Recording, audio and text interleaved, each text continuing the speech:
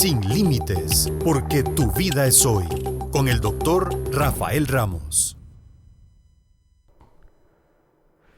Como siempre, llegar hasta donde nos estés escuchando, en tu carro, en tu lugar de trabajo, a través de la señal del 93.1 FM Radio Fides, si estás en tu casa o en algún otro lugar, a través de la señal de San José TV. Es un placer poder conectarnos. Hoy tocamos un tema y vamos a hablar con dos grandes amigos, yo diría dos grandes personas que en el derecho y en la psicología han sido escuela de muchos de nosotros. Con don Milton Rosales y con don Belisario Solano vamos a estar hablando de celos que matan, un tema que yo creo que cobra vigencia en momentos en los que la hiperhabituación, en momentos en los que tal vez que estamos más en casa, sí es real que ha habido un aumento en los temas de violencia intrafamiliar, sí es real que hemos tenido situaciones muy complicadas y hacer un abordaje, primero, entender e identificar si estamos en una situación de estas, se vuelve importantísimo, pero también poder asumir y entender qué hacemos desde lo psicológico y lo legal. Pero antes nos vamos a ir a nuestra sección Confía en Vos con la doctora Viviana García y nos dice, no sé por qué, no puedo poner límites a propósito de este tema.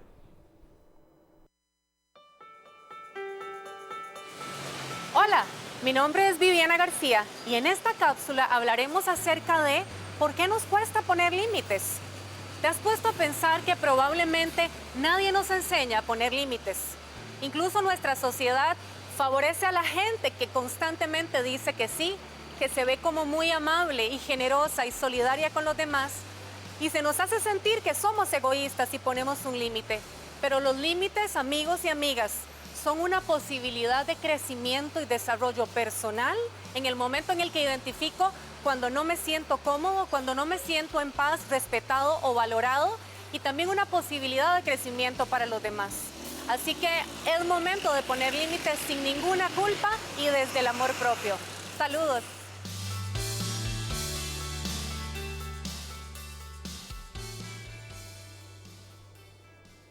Le damos la bienvenida a Milton Rosales, que está con nosotros vía remota a través de la plataforma Zoom. ¿Cómo estás, Milton? Espérate, porque creo que tenemos un temita con el audio. Danos un segundito.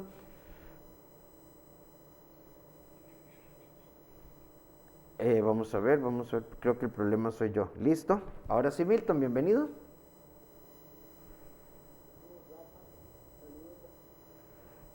Me da un gusto enorme estar con ustedes, aunque sea por vía remota. Espero que se estén cuidando mucho y que sus familias estén muy bien.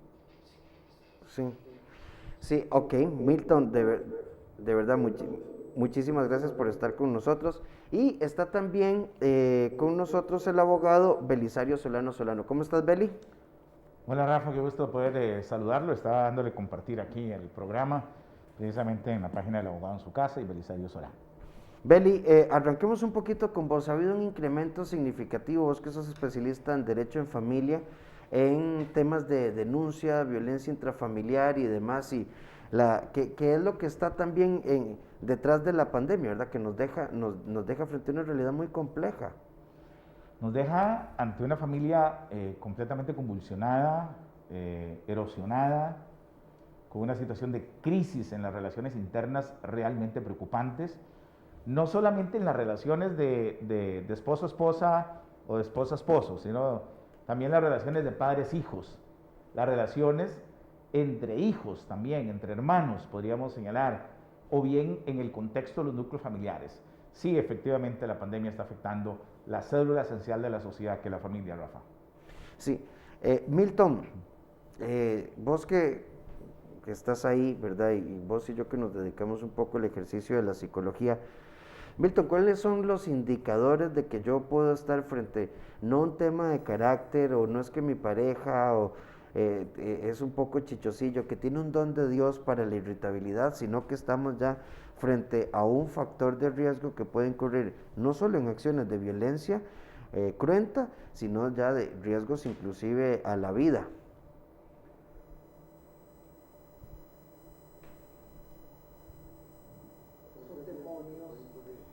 están imperfectamente domados en el alma humana. Ok, Milton, vamos a ver porque parece que todavía tenemos un problemita con el audio. Déjanos aquí hacer una revisión. Mientras tanto, voy con vos, Beli.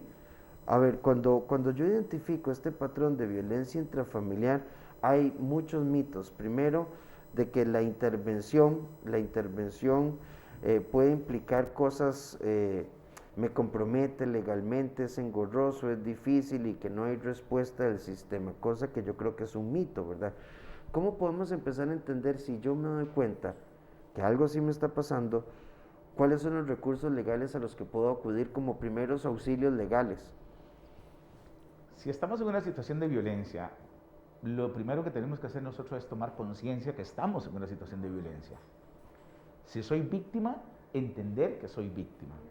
Pero también, si yo me percato que mi comportamiento está lesionando a mi pareja, lesionando a mis hijos, el entorno interno de la familia, pues inmediatamente tengo que hacer un alto en el camino. Si soy víctima, puedo acudir al sistema, puedo perfectamente acudir ya sea al INAMU, ya sea al 911, al juzgado de violencia intrafamiliar. Si soy victimario y soy agresor y tomo conciencia de eso, busque ayuda con el psicólogo o la psicóloga, busque ayuda profesional, deténgase inmediatamente. Acaba de entrar en vigencia una ley todavía mucho más fuerte en Costa Rica que penaliza las relaciones no solamente de esposo-esposa, sino también de los exnovios o las exparejas, y por esa razón el sistema ahora penaliza fuertemente este tipo de actitudes. Tenemos que parar a tiempo. Si no podemos ir en la escalada de la violencia sin ningún freno, ya sea que sea víctima, sea que sea victimario. Si hay una situación en la cual yo en mi casa no estoy feliz, no estoy contento, es que algo no está bien. Y entonces tenemos que reflexionar todos. Hay que hacer un alto en el camino, hay que revisar nuestro entorno personal, cómo anda la irritabilidad, la tolerancia, el nivel de manejo del enojo, de la ira. Y si no están bien esos parámetros, busquemos ayuda profesional. Rafa es el experto en este campo y creo que desde ahí podemos tratar de entender que si bien el sistema tiene formas de responder, el primero o la primera que tiene que responder es uno mismo, dándose cuenta y tomando conciencia. Sí. Vamos con Milton, no sé si ahora sí nos escucha, Milton. Ok, Milton, un par de minutitos y ya vamos a resolver. Una de las cosas que queremos dejar claras es que si bien, ¿verdad? No es una regla general, difícilmente la estructura de celos, control, esos celos que te anulan, donde hay persecución, que va más allá de cuestionar quién te da like y este tipo de cosas, de una u otra manera, esto no aparece de un momento a otro. Hay una serie de conductas donde uno puede empezar a darse cuenta, Belisario, y que igualmente creo que tiene roces legales, cuestionar con quién salís, cuestionar horarios, control sobre tus finanzas, todo este tipo de cosas tarde o temprano son señales de alerta que van a ir marcando cierta progresividad, pero que tendemos a legitimizar. Rafa, hay un tema que es interesante y me imagino que a usted le pasa más en su consultorio que en el mío, porque es muy recurrente. Es que cuando llega la mujer o llega el hombre, el esposo, la esposa, donde uno, y trae como todas las pruebas de la infidelidad, como el trofeo de guerra, que traen ahí como la sangre para esparcirla y hacer un escarnio absoluto. Yo les he dicho últimamente, el tema del adulterio tenemos que ir replanteando el paradigma con que lo estamos viendo. Si hay una persona adúltera, hombre o mujer, es simplemente porque no quiere estar con vos, punto. Ahora, usted es la que tiene que definir, si usted es la que tiene o el que tiene que definir si perdona, no perdona, si tolera, no tolera. Pero a partir del momento que se tome la decisión de no tolerar, entonces vayámonos al proceso de divorcio, al proceso de la separación, al proceso de marcar las distancias que sean necesarias. O, si voy a perdonar, que sea un perdón de verdad. Y a partir de ahí, con la ayuda profesional de los psicólogos o de la psicóloga, el terapista de pareja, podamos empezar a reconstruir esa relación y no tratar de hacer leña del árbol caído. Entonces, buscan teléfonos, buscan mensajes de texto, revisan las redes sociales, bajamos páginas de todo lado. ¿Y cuál es el impacto? El adulterio simplemente implica la disolución del vínculo. Ok, ahora sí, ya tenemos a Milton. Milton, bueno, desde la óptica psicológica, indicadores de alerta, ¿qué pasa? ¿Por qué no denunciamos? ¿Por qué nos quedamos? Y le hemos puesto celos que matan como una expresión, ¿verdad? Pero detrás de todo esto hay roces muy complejos, ¿verdad? En términos del concepto amor, el concepto pareja, y patentizamos, ¿verdad? Estructuras de violencia, claro, vulnerabilidad económica y un montón de factores más, pero no podemos quedarnos, ¿verdad?, con que esto es normal. ¿Cómo darme cuenta? Señales de alerta, y si me siento disminuida, ¿qué hacer, Milton? Mira, los celos culturalmente, y en esto hay que reconocer que hay diferentes culturas, pero nosotros los latinoamericanos históricamente los hemos concebido como parte de la relación. Y no solo como parte de la relación, sino como una muestra de afecto, de deseo, de cariño. Y yo he escuchado en más de una oportunidad a una señora o un señor que cuando habla de mi esposa me cela, mi esposo me cela, lo hace hasta con una sonrisa de satisfacción en la boca, que eso ejemplifica muy bien por qué algunos autores, algunos teóricos han dicho que para que haya celos tiene que haber dos personas en la danza, uno que en algún momento dado provoca y otro que se deja provocar. Pero aparte de esto, cuando alcanza niveles de celotipia esquizoide, celotipia paranoide, ya estamos hablando de otro terreno en donde tenemos que empezar a ver ciertas señales que se van prendiendo en el camino. Personas que llegan a tratar de indagar y controlar cada instante de mi día a día, en donde ando, con quiénes son mis amigos, donde hay que rendirle cuentas, huele mi ropa interior. Ya ahí la luz amarilla intermitente se está convirtiendo en una luz roja. Y ambos, que me gustó ese énfasis de Belisario, tanto la persona que lo sufre como quien los infringe, deberían buscar atención inmediata porque el pronóstico es muy reservado. Históricamente, diferentes autores nos han hecho ver la gravedad de los celos. Citaba ahora Freud, que dice que son perversos demonios que habitan imperfectamente domados en el alma humana, y una persona insegura que piensa que tiene que tener control en cualquier momento se dispara. Salomón había dicho que son crueles como el infierno. Entonces no es un asunto menor.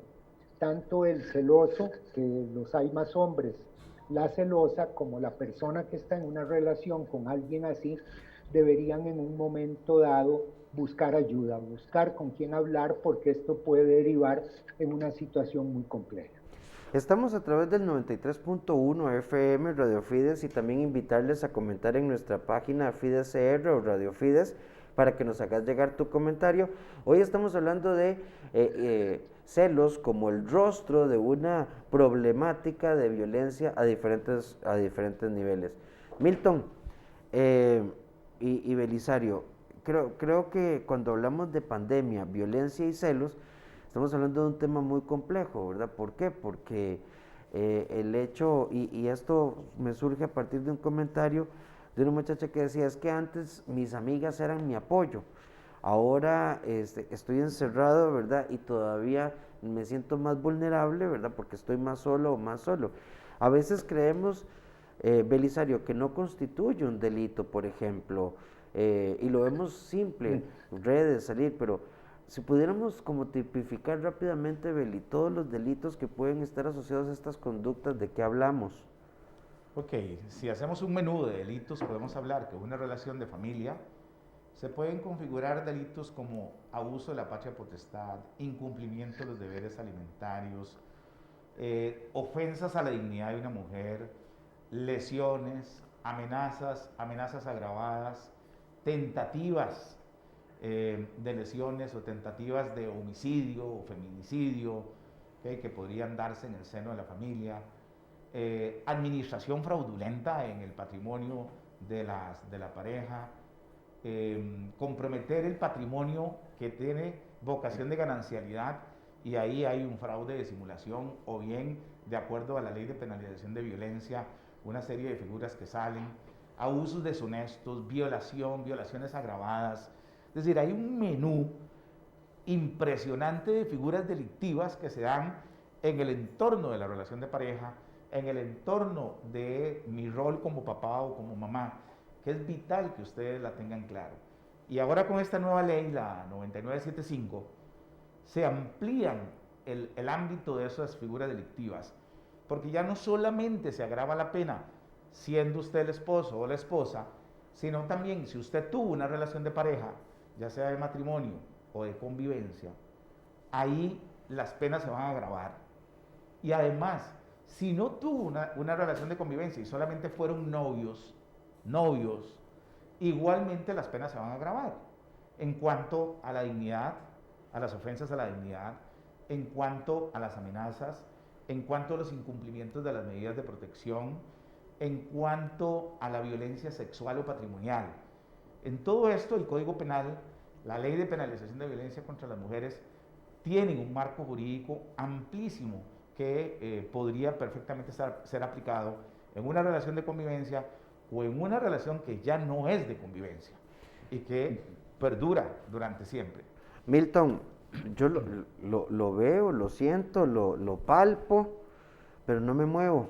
Y quiero desmitificar que todavía hoy uno escucha a nivel popular, sobre todo refiriéndose a ellas, bueno, y si ella está ahí es por algo, o porque le gusta, o porque aguanta.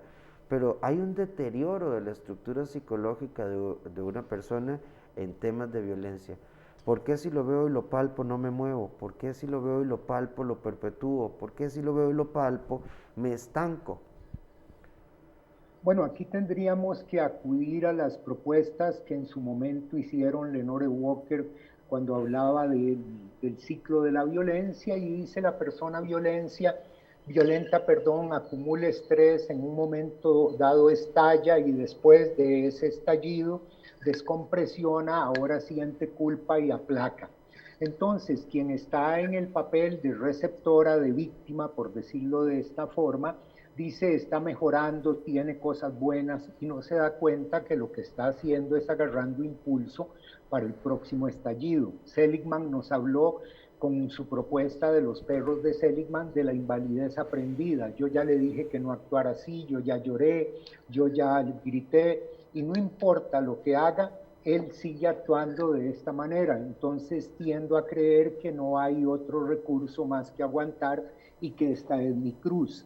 Y lo último tiene que ver con el síndrome de Estocolmo doméstico, que esto se ha explicado hasta la saciedad, y es que yo desarrollo un doble vínculo. Esa persona que me agrede, me golpea, también me abraza y me besa. Entonces quedo atrapado en ese doble mensaje. Estas especificidades bien nos las puede explicar una terapista, una trabajadora social, una psicóloga, una funcionaria del INAMU, o incluso hay mucho trabajo grupal en ese sentido, pero a veces somos tan atrevidos en decir es que por algo está ahí. Sí, por algo está ahí, casualmente hay una explicación científica que lo explica, no es porque quiere, sino porque se quedó sin alternativas. 93.1 FM, San José TV, y recordar Radio Fides CR en Facebook para que nos hagas llegar tu comentario. Belisario y Milton, cuando hablamos de violencia, estamos hablando, yo creo que uno de los cánceres sociales más fuertes que tenemos. ¿Por qué? Porque vamos a perpetuar un montón de cosas, ¿verdad? En torno a la violencia hay problemas financieros, alteraciones en el desarrollo emocional, psicológico, escolar de nuestros hijos e hijas, hay estructuras de desintegración muy complejas, hay temas de adicción, alcohol y demás. Pero, Belisario, hay una consulta acá en privado muy interesante que nos dice: mi hija está en esta línea, y la consulta va para los dos, Beli y Milton. Mi hija está en esta línea que ustedes explican. Ella incluso una vez llamó a la policía, pero no se atreve a denunciar porque él no solo controla la plata, sino que la amenaza con el tema de quitarle los chiquitos. Sí, sí, eso es muy común. Ahora Milton dijo una frase que me impactó y realmente es importante que ustedes la puedan repasar en la mente. Es que cuando el agresor en alguna medida llega a la meseta, o sea, para entendernos bien en términos del COVID, ¿verdad? Okay, cuando ya llega a la meseta y se presenta como un comportamiento tranquilo, normal, todo bien, todo bonito, en realidad lo que está preparando en su foro interno, dice Milton, es un contraataque, y ese contraataque puede ser todavía mucho más duro. Eso me impactó de lo que acaba de decir el especialista y tiene toda la razón, tiene toda la razón. Ahí es donde, Rafa, yo lo asimilo al tema de que el agresor no cambia, el agresor se camufla, y en ese camuflaje es donde prepara un contraataque. Entonces, ¿qué es lo que pasa con esta muchacha? Esta muchacha tiene que buscar una oportunidad para poder romper ese silencio y buscar ayuda profesional, o bien ayuda familiar en su ciclo natural de apoyo, en su dinámica natural, con su papá, con su mamá, con sus hermanos. A veces la familia tiene ese deber necesario de actuar así el pariente no lo quiera. ¿Por qué? Porque es como la forma de ir contra esa pared de acero, tratar de ver si podemos romperla. Pero sí, mi querida amiga, usted que es la mamá, trate de hacer conciencia, busque alternativas de uno u otro lado con ayuda profesional o terapistas para que ella pueda entender que es víctima y que está en un círculo de violencia. Milton, hay muchas mamás, ¿verdad? Mi hija está en esto, o todo el contrario, mi hijo, ¿verdad? Ver lo que le hace a mi nuera, pero nos topamos con mucha frecuencia esto, ¿verdad? Con procesos legales que, bueno, Belisario y yo hemos trabajado muy de cerca en una infinidad de casos, ¿verdad? Y Beli me pregunta, bueno, ¿y qué pasó? Bueno, la muchacha se nos perdió, la muchacha no volvió, y esto genera mucha frustración. ¿Hasta dónde y cómo debe intervenir una familia en un proceso de apoyo para, como dice Beli, en este allanamiento de la curva, ver una oportunidad de salida? Y este es un tema sensible.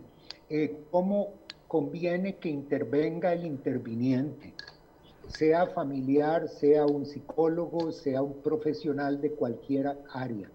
Porque recordemos que esta persona viene de un ambiente donde está sometida al control, donde tiene que cumplir todas y cada una de las expectativas del agresor, donde se le tiene circunscrito el ámbito donde se mueve. Y entonces ahora viene a mí, que soy su papá, que soy su mamá, y yo le digo tajante y categóricamente, usted tiene que salir de ahí y tiene que hacerlo ya, porque si no va a perder a su familia. Y yo me pregunto cuál diferencia hay en que antes la controlara su compañero, su marido, Claro. y ahora la controle su papá o su mamá o su psicólogo. Entonces aquí hay que armarse de paciencia para tratar de alguna manera de aportarle a esa persona posibilidades de desarrollo en su autoestima y músculo en su poder de decisión. Y hay que ser muy paciente, aunque a veces nos hierva la sangre, ¿verdad? Cuando nos cuentan aquella historia y nosotros desde nuestro lugar veamos tan fácil la salida de dejes infeliz. Pero hay otras preguntas a las cuales responder. ¿Quién se encarga de los niños? ¿Quién se encarga de la manutención? ¿A dónde la hospedamos? Me explico, y a esas preguntas también, como bien decía Belisario, el sistema tiene que tener alternativas. Sí, tiene que ser como muy sistémico, y es que, Muy sistémico, exactamente. a ver, no, esto no es un tema de sí, váyase, y a dónde, y cómo, y bajo qué techo, y temas legales, y no solo esto, ¿verdad? Porque normalmente detrás de los procesos de violencia, y bueno, y esto se lo he escuchado a Belisario en otros problemas, ella lo fió, por decir algo, y fió al agresor, y la deuda está a mi nombre, y entonces, y él no tiene nada a nombre de él, lo puso todo a nombre de la abuela. Es que son situaciones muy complejas, Belisario. Sí, exacto, y ahí es donde se da el tema de la violencia patrimonial. Ok, eso ya también es una figura delictiva y es causal para poder solicitar a un juez de violencia medidas de protección. Pero cuando ya hay esa explotación, cuando ya hay esa estafa, que yo lo he llegado a llamar estafa de amor, en donde incluso en una oportunidad logramos condenar con varios años de prisión, creo que fueron 8 años de prisión, a un exmarido que había comprometido realmente todo el patrimonio de la mujer que de la esposa con la que ella había trabajado durante toda la vida, y cuando él entró simplemente se apoderó de todo el patrimonio, lo vilipendió y lo comprometió y lo desapareció. Y logramos probar esa estafa de amor. Recordemos que la relación de pareja, sea un convivencia o unión libre, es una sociedad conyugal. Hay un aporte de ambos, son una yunta de bueyes. Los dos aportan, los dos jalan parejo.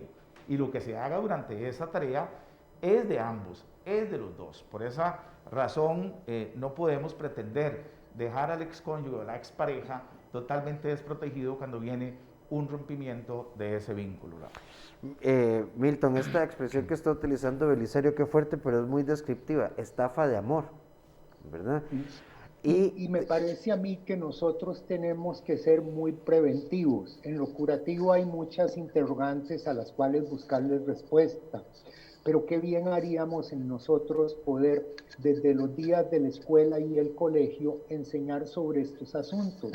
Porque todavía vos oís personas que dicen, bueno, es que él todo lo puso a nombre de él y yo lo vi lo más normal del mundo, porque como él es el hombre de la casa, y vos decís, Dios mío, pero si esta chica tiene 30 años y nosotros ya tenemos 50, 60 años de estar hablando de violencia intrafamiliar. Entonces, la parte preventiva no debería olvidarse, aunque la parte curativa ahorita nos está ocupando. Milton, y yo creo que ese es un puntazo, porque no sé si a vos te pasa, yo incluso a algunas personas con las que he trabajado, o en algunas charlas, le he dicho, ok, de acuerdo, ¿y por qué no arreglamos los papeles? ¿Verdad? Es decir, no solo el acta de matrimonio, es, a ver, ¿cuáles son tus deudas? ¿Cuáles son mis deudas? El concepto capitulaciones matrimoniales. Es un concepto poderosísimo y muy funcional. Pero Milton, entonces la interpretación psicológica es, ¿qué es que no me amas? ¿Qué es que vos dudás? O sea, no, yo creo que estamos... Y no sé, ¿verdad? Ustedes han sido maestros de muchos de nosotros, Milton, pero yo creo que estamos todavía lejos de que las personas puedan comprar el anillo, reservar el salón y buscar el abogado para dejar todo bien arregladito desde la primera semana de matrimonio. Y siento que en eso quienes trabajamos en prematrimonial deberíamos ser lo suficientemente claros, aunque ya hay algunos visos de cambio. Vos ves muchas chicas, muchos chicos que hacen un acuerdo prenupcial y ves parejas que no llegan a un entendimiento a 4 o 5 años y apuestan entonces a capitulaciones. Y a mí me parece muy decente y que ahí no se juegue el amor. Ahí todo lo contrario, lo que estamos haciendo es apreciar el amor propio y el respeto por los derechos de la otra persona. Así que nadie debería ver como algo extraño este tipo de medidas que a mí me parece que subsanan y previenen. Beli, ¿hay alguna estadística de cuántas personas optan por esto hoy en nuestra Costa Rica? Las capitulaciones, 1 de 10. Es decir, por 10 matrimonios, 1 es el que tiene realmente esa conciencia de la importancia de las capitulaciones matrimoniales, que es donde se define cuáles son los términos económicos en los que eventualmente voy a salir después de una relación de pareja. A mí me parece que hay que ser justos y todavía nuestra sociedad no está preparada técnicamente como para darle una fortaleza al tema de las capitulaciones matrimoniales. Sí, me parece que, Rafa, usted lo dijo muy claro, cuando se formula esto, cuando uno como abogado le sugiere a las parejas hablar de capitulaciones, se vuelven a ver inmediatamente entre ellos. Y la pregunta que salta es, ¿y por qué? ¿Qué es? ¿Que no me amas? Como dijo usted ahora, Rafa. ¿Okay? Y entonces, eso es lo que da el traste muchas veces con una posibilidad de un documento que puede ser la tabla de salvación de muchos problemas. Si la relación de pareja fracasó y no hay hijos, maravilloso, nada pasó. Uno por un lado, el otro por otro lado y se acabó. Pero cuando hay hijos de por medio, la relación es para toda la vida. Para toda la vida, por más notario, por más abogado, por más juez que los divorcie. Esos hijos siempre tendrán que ser el punto de encuentro en ese nuevo replanteamiento de la relación que tiene que formularse una pareja que fracasa como matrimonio. Sí, creo que tenemos una obligación, Milton, como individuos, como parejas, como familias, de educarnos para la no violencia. Me está resonando lo que acabas de decir, una muchacha de 30 años que ve normal una lógica de violencia cuando tenemos, sí, 60, 70 años de estar hablando de educación hacia la no violencia. Es fuerte lo que dijiste. Y lo que pasa es que, a ver, nuestro país es muchas realidades, ¿verdad? Y a veces esta información no llega a donde más se necesita. Yo creo que Costa Rica va más allá de la meseta central y en zonas rurales hay que llevar esta información y ahí tenemos responsabilidad desde todas las instancias sociales para que esto se cumpla. Estamos en Sin Límites, vamos a hacer un pequeño corte, nos vamos a ir a nuestra sección Sin Nudos Mentales, precisamente hablando de educación emocional desde las primeras etapas. La doctora Ivania Calvo nos trae un pequeño consejo. Mi hijo o mi hija adolescente quiere tener novio o novia, ¿cómo lo manejamos? Cuidado, uy no, qué cochinada, no, suave. Educación emocional no restrictiva, educación emocional que forme a nuestros hijos e hijas con criterio es una clave para la prevención de violencia. Ya venimos. Hola, yo soy la doctora Ivania Calvo y estamos en nuestra sección Sin Nudos Mentales.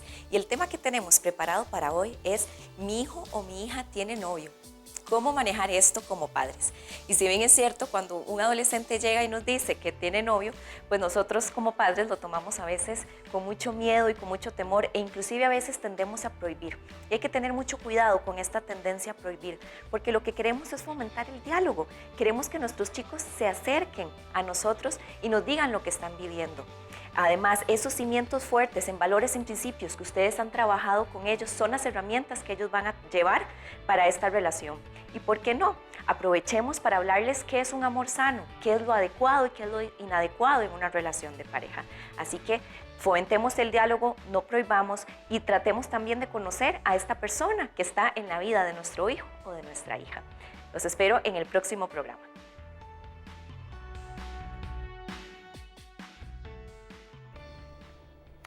Educación emocional, y esto es responsabilidad de la casa y coayudan, no sé si Milton y Belisario pensarán diferente, y coayuda la iglesia, y coayuda la escuela, y coayuda el curso, ¿verdad? Pero la educación emocional, Milton, tiene que arrancar en casa para hablar de patrones sanos, de no haya violencia, donde quede muy claro, ¿verdad?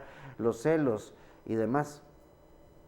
Sí, criar la prole, los hijos, las hijas, es una oportunidad de recrearse a sí mismo, ¿verdad? Es el momento en que me doy cuenta de la inmensa responsabilidad que tengo por delante y en donde el trabajo a veces comienza con mi propia persona y todos aquellos referentes que he tenido yo mismo en mi hogar de crianza, porque muchos de nosotros venimos de un ambiente donde todavía se resolvían las cosas con una chancleta, con un fajazo, y eso no contribuía nada a ver el término que se usa recurrentemente, a una inteligencia emocional, a un fortalecimiento emocional.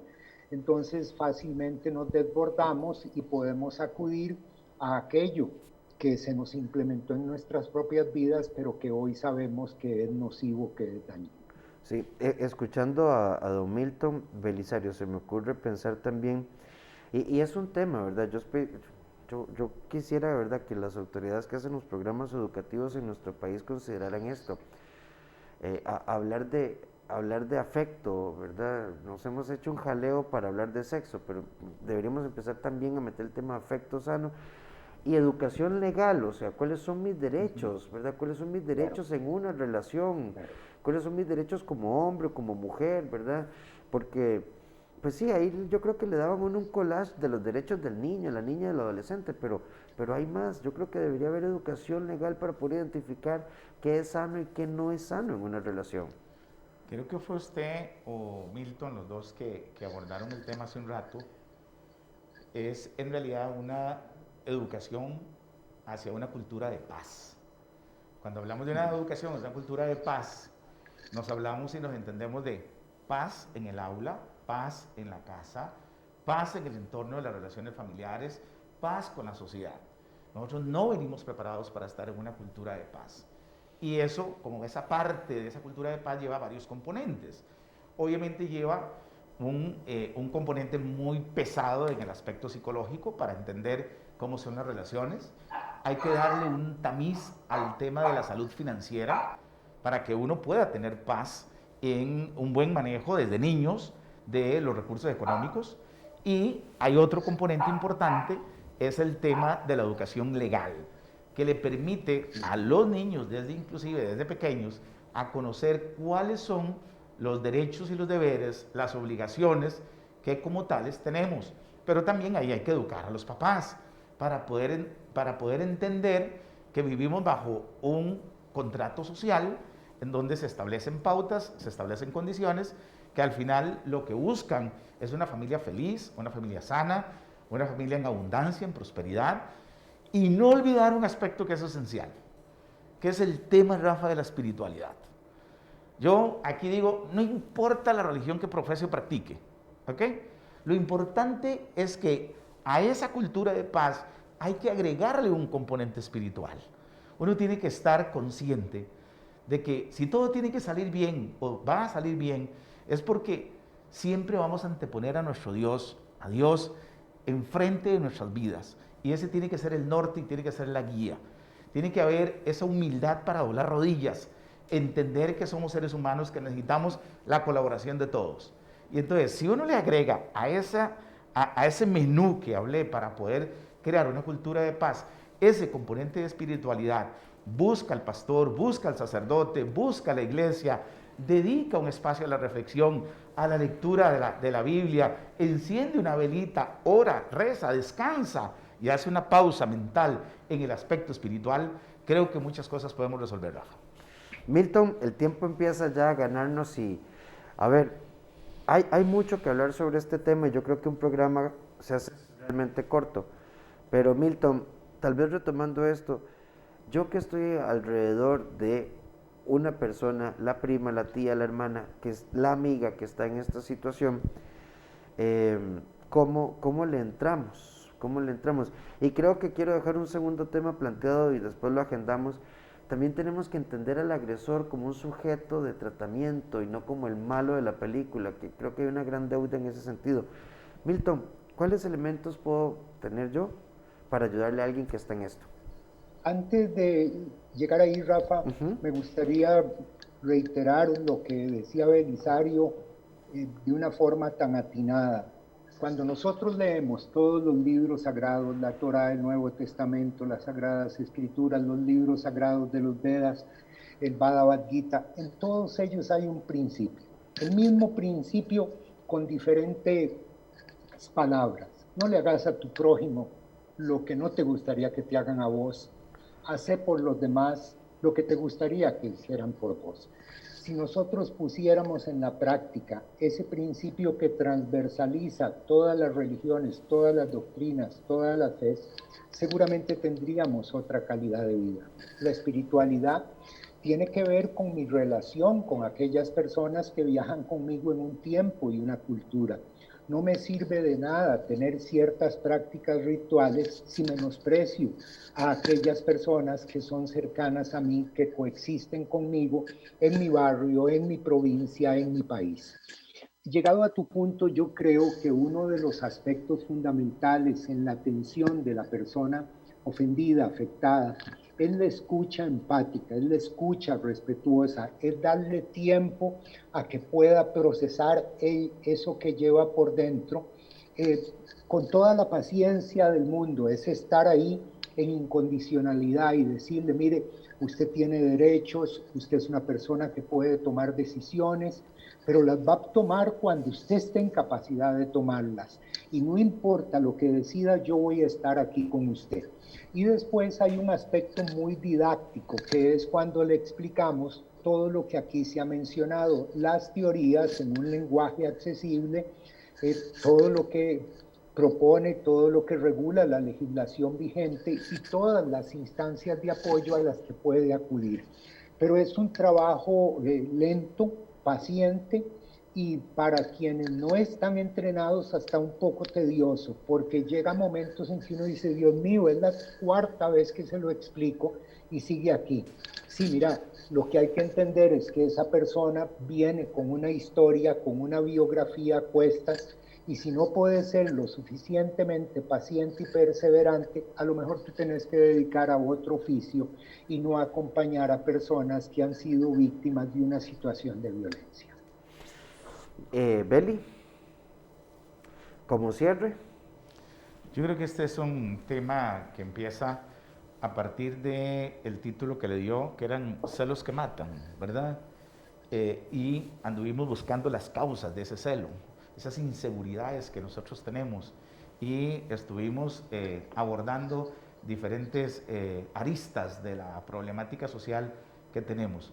Creo que es un momento como para reflexionar, creo que es un momento para hacer un alto, creo que es un momento para doblar rodilla, creo que es un momento para observar, muy importante eso en el seno de la casa, el comportamiento de mi esposa, de mis hijos, de mi hijo, ver en qué estoy haciéndole falta a ellos y en qué ellos me pueden hacer falta. Creo que este COVID-19 no puede pasar inadvertido y no dejarnos enseñanzas.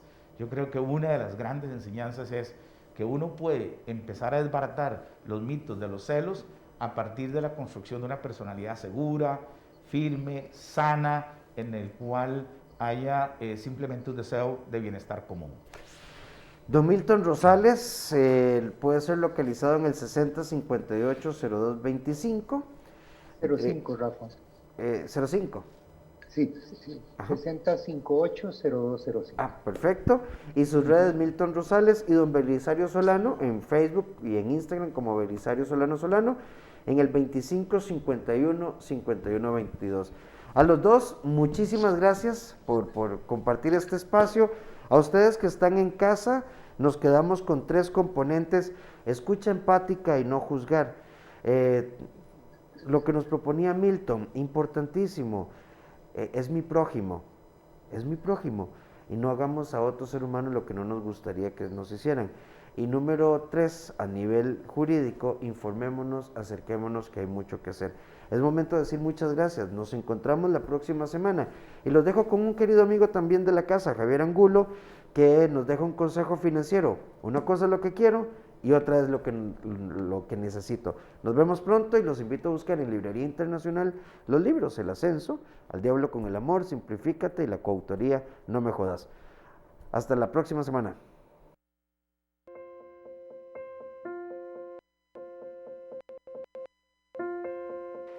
Hola, mi nombre es Javier Angulo de Finanzas con Propósito y hoy quiero hablarle de algo que es súper importante en el manejo de nuestro dinero. ¿Le ha pasado a usted alguna vez que quiere algo pero lucha contra lo que realmente necesita? Una cosa es lo que quiero y otra cosa es lo que necesito. Permítame explicárselo. Lo que necesito siempre son cosas que son básicas, fundamentales, como aquellos gastos que tienen que ver con la alimentación, los servicios públicos, la comida que compra usted para la casa y sobre todo, todo lo que tiene que ver con el pago de la vivienda. Y lo que quiero son gastos opcionales, como salidas a comer, algún gustito o algo que nosotros queremos comprar como un adicional. Siempre que vaya a hacer un gasto, hágase la pregunta: ¿lo quiero? ¿Lo necesito? ¿Puedo comprarlo? Para ello le doy una idea importante. Haga una lista siempre de las cosas que usted va a ocupar durante el mes con su salario. Si va de compras al supermercado, también lleve una lista. Guíese por la lista y no por la vista, porque así usted va a cuidar mantenerse dentro de su presupuesto y no se va a salir, como decimos, de la canasta. Así, de esta forma, usted va a procurar que si realmente necesita algo, va a tener para pagarlo en el momento oportuno. Recuerde, siempre hágase la pregunta: ¿lo quiero? ¿Lo necesito? ¿Puedo comprarlo? Y esto le va a ayudar a tener finanzas sanas. Gracias por acompañarnos y nos vemos en la próxima.